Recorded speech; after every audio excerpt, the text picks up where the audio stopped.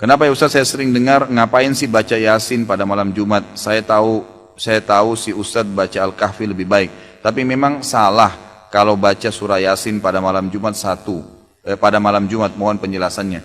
Bukan salah kalau seandainya Anda kebetulan baca dari Al-Baqarah sampai akhir terlintas surah Yasin, atau Anda memang lagi pengen baca surah Yasin pada saat itu.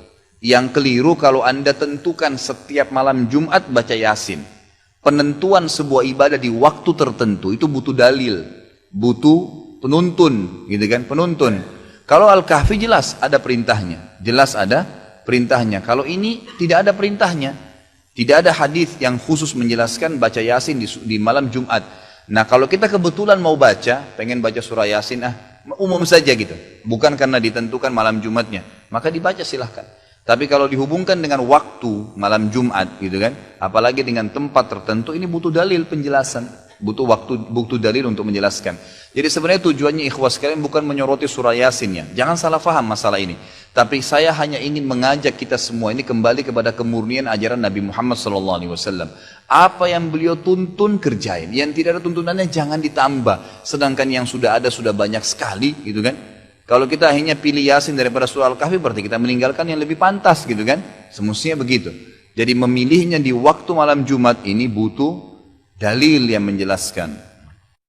Apa yang baik dilakukan menurut Islam apabila mau pindahan atau sudah pindahan rumah?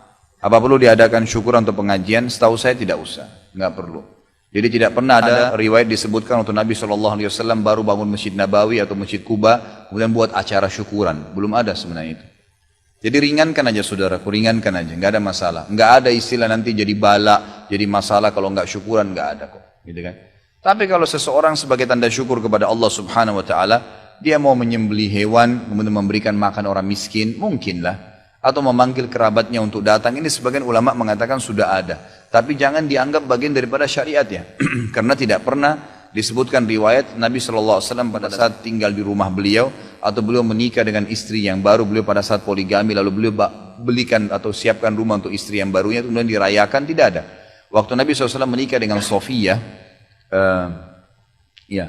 waktu menikah dengan Zainab mantan istrinya Zaid bin Haritha, itu kan, beliau SAW menyiapkan tempat kemudian untuk rumah Zainab, kemudian beliau mengundang sahabat untuk makan saja pada saat itu. Karena ada momen walimanya, ya. Ada memang perintah untuk memberikan makan orang kalau sedang acara pernikahan. Lalu kemudian Nabi SAW sudah selesai, sahabat bubar sudah selesai. Nggak ada momen khusus merayakan kena pindah rumah. Itu makan pun makannya karena diperintahkan. Kata Nabi SAW kepada Abdurrahman bin Auf, pada saat beliau sudah pakai baju baru, kata Nabi SAW, ada apa Abdurrahman? Kayaknya kau sudah berubah keadaan kamu. Dia bilang, iya Rasulullah, saya baru menikah dengan wanita Ansar. Kata Nabi SAW, apa yang kau kasih? Dia bilang, saya kasih segumpal ya, gumpalan emas gitu kan. Lalu kata Nabi SAW, awlim walau bisyad, iklanin walaupun dengan seekor kambing saja, artinya undang orang, tapi acara perkawinan gitu kan. Kalau pindah rumah nggak ada hadis yang menyebutkan masalah itu.